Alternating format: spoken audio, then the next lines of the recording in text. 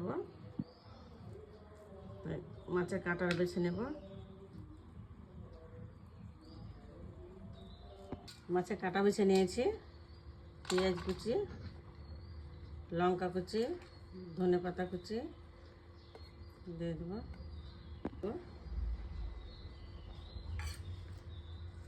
স্বাদ মতো লবণ,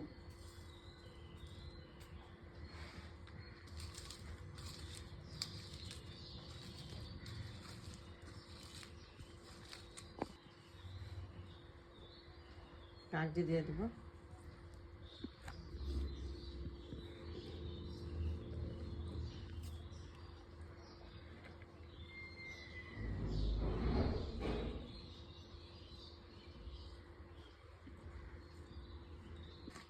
মাছ ভর্তা যা হয়েছে না, দারুণ লাগবে বন্ধুরা খেতে।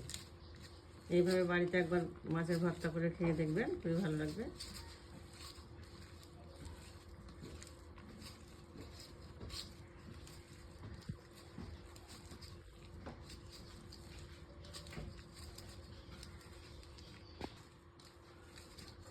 ভর্তাটা দেখুন কত ভালো হয়েছে। এইভাবে বাড়িতে একবার হলে বানিয়ে খাবেন, দেখুন খুবই ভালো লাগবে।